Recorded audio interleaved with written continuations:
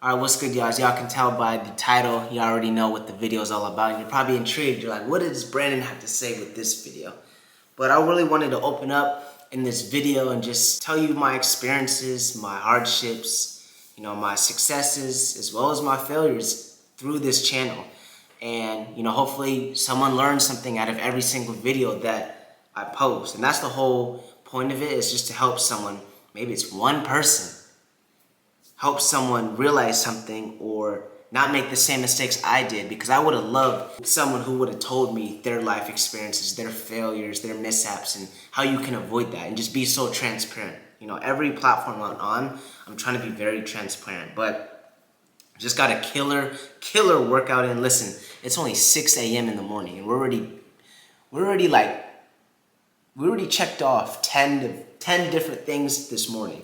I woke up around 2:45, picked my friend up around 3:30 in the morning, worked out at 4 a.m., took him to the airport by 5:30, dropped him off, and then back home by 6 a.m. And most people haven't even started their day yet. It's a Friday, it's a beautiful day, but made my bed, brushed my teeth, flossed my teeth, hit 50 push-ups. Like I'm stacking the little wins. And I want you to realize the number one thing that has helped me grow, the number one thing that has helped me become this individual that I'm proud of, is taking full accountability of my life. And this is going to get into the story of what I'm about to get into, but you have to take accountability in every facet of your life, because if you don't, you allow life just to push you around. It's like the feather in the wind. You're just allowing life to push you around. You have to be the dictator of your life. You have to be the author of your life. Don't allow other people, don't allow life to write your own story. You are in control of your life. If you don't like something, you can change it. You are more than capable than doing anything in this life. I don't care if your mom, your uncle, your teacher, your coach, your siblings do not believe in you. You can go and get it. You can transform, you can evolve you as a human being in your whole life. So getting into the story, how getting benched in lacrosse shaped me into the man I am today. I'll get into how I became a Division I athlete. So my whole life, since the age 14 or 15, I started playing lacrosse. I got introduced to it in the 7th grade at a friend's house. We were just chilling in his room, and his dad comes in and he's like, Brandon, he's like, you guys want to throw the lacrosse ball around? I'm like, why not? So we go to the park. We're throwing the lacrosse ball around. This is the first time I've ever picked up a lacrosse stick. I didn't know much about lacrosse. I was into football, basketball at the time. And it's a stick, it has mesh, and it has a ball. It's kind of the size of a softball, but it's a little bit harder and it's more rubbery. So we're throwing the stick around. I'm somewhat trying to catch it. I'm cradling, I'm throwing it back. My friend at the time, name was Hunter. Still cool with him, great dude, great family. They back up like 15 yards. The dad's like, Brandon, catch this, throws a sidearm pass. Remember, this is my first time ever playing lacrosse. I try to catch it, curves, hits me right in the eye. I'm like, forget this, I'm done with lacrosse, this shit hurts. And if you've ever got hit with a lacrosse ball, you know that feeling of what that feels like. It's one of the worst pains. So I get hit in the eye, I throw the stick down, I'm like, take me home, I'm done with this. So they're like, oh, I'm so sorry, but they're also laughing. So they eventually take me home, and when they drop me off at my place, they open up their trunk. There's 20 lacrosse sticks in there. They're like begging me, please take a lacrosse stick, please, please, please. And I'm like, listen, if this makes you guys happier, sure. So grab the lacrosse stick, get back into my place, drop it off in my room, and I let a few weeks go by. I'm kind of bored this one day, and I see the lacrosse stick, right? Pick it up, and I'm like, okay. And I had a wall in my backyard, so I started throwing the ball against my wall, and I was like, oh, that's pretty cool. And then before you know it, I got into lacrosse, and I got better and better and better. And before you know it, I was a freshman on varsity, started, then sophomore, then junior. And then I realized my junior year, my dad was always in my ear like, lacrosse is your sport. Lacrosse is going to get you in a Division I school. And I always thought football was my sport. And I was like, no, football. I'm going to get it. Watch. He's like, no, lacrosse is your sport, watch. And then eventually I started getting recruited to showcases where college coaches were coming. And before you know it, I was playing against the top 200 players in the country. I got invited to showcases where it was only the elite level of lacrosse kids were going. Showtime, Blue Chip, all of those camps I went to. But fast forward, at the end of my junior year, one of my friends, we were at a tournament, I think it was Santa Barbara or somewhere, Palm Desert. And he was like, Brandon, the University of Utah is going Division I your freshman year of college.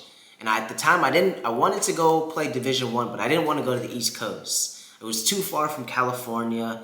I didn't want to deal with the weather. And I was like, Utah, that's not far. And it's a whole different way of life. Like I can experience something new, but still be somewhat close to California. So reached out to all the Utah coaches, DM them my highlights, and then just kind of express why I would be an asset to the team, kind of my mentality, how I'm the underdog, heart of a lion, etc. Just really sold myself, and all the coaches replied back. They're like, "We love your energy, we love your highlight tape. You seem like you'd be a good fit here at Utah. Can we hop on the phone?" Hopped on the phone with Brian Holman as well as Marcus Holman, and they were like, if you can come to one of our showcases, one of our camps to see, a feel of Utah, what our campus looks like, and then just see our coaching style. I was like, okay. So a few weeks went by. I actually booked a flight and went to one of their camps, performed pretty well. And after the camp, Marcus Holman, big shout out to the Holman family, forever in debt to them. Marcus Holman, after the camp, came up to me. He's like, do you want to get a tour? And then after the tour, he's like, we'd love to give you a scholarship. And at the time, no one in my family has ever got an athletic scholarship, ever. So my dad was like, take it, and was so excited. I remember how excited he was, because no one in my family really, we all played sports, but no one had ever experienced really talking to college coaches and getting interest, college coaches being interested, and that just seems such a far-fetched, especially me being 5'7", 5'8", 150, 160 pounds. Like I wasn't supposed to be a Division I athlete. Like the odds were stacked against me since birth. But I just persevered. I had the heart of a lion. I believed in myself. So when he offered me, my dad was like, take it. And I was like, we'll wait a few days. Waited like 72 hours and then committed. But fast forward when I get to Utah. 2 weeks, 3 weeks prior to school starting, all the student athletes getting there, Utah was going Division I that year, my freshman year. And it was the first year in program history. So what they did was over-recruit kids, which is smart in their case. Makes sense. It was the first time the program was going Division I, so they wanted to see what talent would come, how maybe walk-ons would come that could be a part of the team. So there was over 100 kids that showed up. And if you were committed or not, you still had to try out. It was a week-long tryout. So no matter if you had a scholarship, whatever the coaches said, you still had to try out. No one had a spot on the team. You had to earn it. And the coach's objective that whole week was for kids to quit. They did not want kids to come back. So I remember the first practice/tryout ever. I walked onto the lacrosse field, and I remember Coach Holman saying this, and I'll never forget this. He was like, you'll learn more about life and more about yourself on this lacrosse field, being on this team, and being coachable than you will ever learn in the classroom. Word for word. I don't know, I'm pretty sure he said that like word for word, and I just remember, I think I'm in the right team, the right area, the right space. And I just remember they were running us like crazy. It was run like a military program. Screaming at us, yelling at us, doing bear crawls in the sand. Kids were crying, kids were passing out, kids were quitting on the spot. That was their whole point. But I just remember, I was like, I'm going to make this team. I'm going to make this team. I told myself, because everyone at the time knew I was committed. My whole family, all my friends, high school coaches, everyone, because I promoted, I posted on social media. So I was like, there's no way I'm coming back home telling my parents I did not make the team. I was like, I'll do anything just to get on this team. That was my mindset. I was like, there's nothing stopping me. I don't care that I'm not tall enough. I don't care that I'm not big. I will find a way to get on this fucking team. And that was my mentality. I don't care how hard it was. I don't care how much they were yelling at me. I was going to find a way. And I found a way eventually on the team. And it was one of the greatest feelings. So from being someone who had the potential to be cut, made the team. And then from that point on, I was the 8th person on the depth chart as far as middies. And had to work my way up to eventually the starting role, the second game of the season. From being the 8th midi to being the starting role. And I just remember that determination that I was eventually going to be a starting role. And then eventually I became a person who was helping us win. I was being one of the top midfielders that was leading our team. And I just remember putting in that work every single practice. Every single practice I was staying after for an hour or 2 hours after. Every single practice, almost every night I was doing wall balling.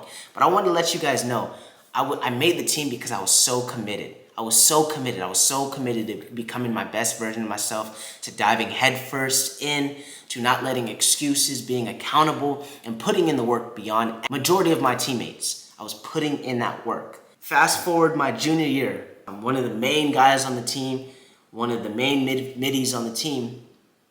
Our team didn't do too well freshman through my junior year. You know, we were a newer program. We didn't really expect to win much, and the competition was at such a high level that, you know, we didn't really know what to expect, and we were kind of getting blown out. But we were competing somewhat.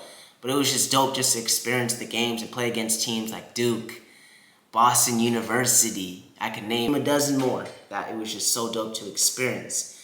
But as I got older, as I fast forward to my junior year, the Holman family and the previous coaches that all recruited me got fired.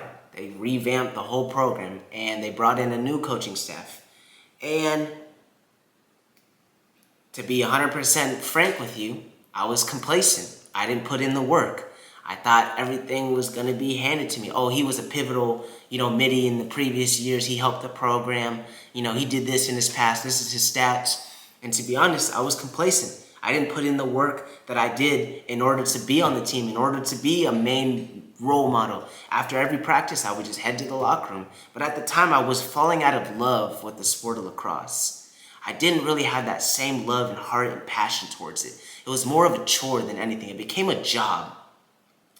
And my time, my practices, my work ethic, my dedication to it, even my playing time, all were affected because I didn't put in the work, because I wasn't in love with it. And eventually, over time, from a starting role player to someone who came on the bench. And I want you guys to realize, never in my life, never in every sport, I played soccer, I played baseball, I played basketball, I played football, as well as I played lacrosse. Never in my sports career did I never start. Ever. And I don't care what age I started at, I don't care what sport it was. I always was a star player or always was a starter. I found a way in every sports team because I had this heart of a lion, because I believed in myself, and because I worked harder than anyone else. And that was my first year, my junior, as well as my senior year, my last 2 years of lacrosse. I came off the bench. My senior year, I barely played. And that was such a humbling moment for me because I realized I got complacent. My competition beat me out because I didn't want it enough. I didn't put in that work. I thought I was entitled because I had this resume of doing the work previous years. But I want you guys to realize that was one of the lowest points ever in my life. Ever. I was so depressed. I was lost. I didn't understand what to do. I didn't know if I should quit. But I just knew if I quit, I would have given up on myself, on my teammates, and just been a loser at heart. I would have felt so low, even lower than what I was feeling. So the moral of this story is never get complacent. Never think you're too good to put in the work, because there's someone out there gunning for your position. If you're the starter, if you're the role player, if you're getting playing time, just realize there are people behind you wanting your position. There are people behind you gunning for your spot, who are willing to put in more work than you are. So never think you've made it. My bad, y'all, my camera died. But what I was basically saying, through those hard times that I went through, being in college, being benched, not playing at all, going from a starting role to a non-existing role whatsoever, it taught me lessons that I'm going to apply and use for the rest of my life. In order to win, you have to fail. You have to go through the hard situations. And that's what life's all about, is going through experiences and using those experiences to make you better as a person. That experience, that hardship, that situation that I went through, even though it was hard as fuck to really go through, and it left a sour taste in my mouth, shaped me and better myself, because I will never allow that to happen. Because the pain of feeling, because that pain, I will never want that pain. I will never want to experience that pain, ever. And the easiest thing I could have done, and you got to learn too, is at that time when I was going through that pain, when I was going through that situation, I was blaming other people. I was pointing fingers. I was blaming people when I should have been looking inwards and blaming myself. Because at the end of the day, you are the dictator of your life. If I put in more work, if I wanted it more, if I showed resiliency and I found a way to get it done or found a way to be my best version, I knew I would have had a role on that team. I knew what I would have been, maybe a starter on that team. Not maybe, I would have. But woulda, coulda, shoulda. Only thing is you can learn from that experience, and that's what I'm doing. But now I know I will never allow anyone to beat me out. I will never allow anyone to outwork me. I will never allow anyone to think they have the edge on me because they're putting in more work. You have to want it as bad as you want to breathe, no matter what level you're at. If you're on the top of the mountain, just realize all those people below you want your spot. And if you're on the bottom of the mountain, just realize if that guy or that girl is slacking off, you're gonna get there eventually. So always be conscious of how much time and effort you're putting into the things that you truly want, and just go and get it. Just continue just to have your foot on the gas, because when you do it, the process, the journey becomes a lot easier. Rather than you having to put your foot on the gas, and you take it off, then you put it back on, then you take it off, that process is going to get a lot harder to get really back into that flow state, just to keep going. And every single day, I'm going to keep going. Every single day, I'm going to get better. And every single day, I'm going to be grateful for what I have. If I help one person today with this video, that brings me joy. And I really want you guys to hone into this message. If you don't really understand the whole message, watch it over again. If you know someone's struggling with this right now, send this to a friend. If even you're struggling and you need more help than this video, reach out to me. Comment on this video. I want to be an offering. I want to help. That's why I make these videos. It's to be transparent, because I feel like social media and just all these platforms, there's a lot of fakeness going on. And I just want to be that one person that opens up, that shares his experiences, that does not care what anyone has to say. Because I wish there was someone on social media when I was younger that would just open up about his college experience, the ups and downs, about his life, and about everything. So that's the whole process, is just building that character, building who you want to become. And, learning through the process, learning through the negatives, the positives, the highs, the lows, all of that. It's all a part of our journey. And I just realized that situation that I went through is a part of my story. It only makes my story better, because as we all know, in a movie, the superhero, the good person, always has to fail first, always has to hit rock bottom first, to find that greatness within them, because we all have that potential. And once I realized I had that potential, even prior to that, I knew I had that potential, but I had to find it back. I had to burn that fire again. I had to ignite that fire again within inside myself. And I've never been more resilient. I've never been more disciplined. I've never had a stronger mentality than now. I've never been more fit in my life. I've never been more proud of myself ever in my life, even though I've accomplished a lot in my life prior to this. It's because I'm becoming the man who I want to be. I'm proud of that image staring back at me. I'm putting in the work every single day, and I'm not allowing anyone to outwork me. I am the dictator. I'm the author of my life. So I want you to realize that you are in control of everything that's going on in your life. The failures, the positives, the setbacks, the holdback, the friends, the drama, whatever. You are in control. As a man thinketh, so is he. And we can flip the roles. As a woman thinketh, so is she. What you think about, what you do, and how you go about it will determine the results and ultimately your life. Go out and get it. Never ever feel satisfied. You are so capable of achieving so much more in your life. I want you to realize that. I appreciate every single one of y'all who's watched the whole video. I'm gonna leave you guys with this. I'm a personal development coach. If you're struggling getting fit, if you're struggling to lose weight, if you're struggling with your diet, if you're struggling building muscle, if you're struggling with your mentality, if you're struggling with having a poor self-image, and you want to increase all those things, you want to bring those values up, you want to be proud of yourself, you want to be confident, DM me the word ready on this video or on IG. I'll put my Instagram handle right here, and I'll help you become the best version of yourself. I'll help you get fit. I'll help you get a six-pack. I'll help you be mentally strong as fuck, because situations are going to arise in our life. But if you're mentally strong, nothing can push you off your path. And most importantly, I'll help you be proud of that image staring back at you in the mirror. I love y'all. I appreciate y'all. I'll see y'all in the next video. Peace.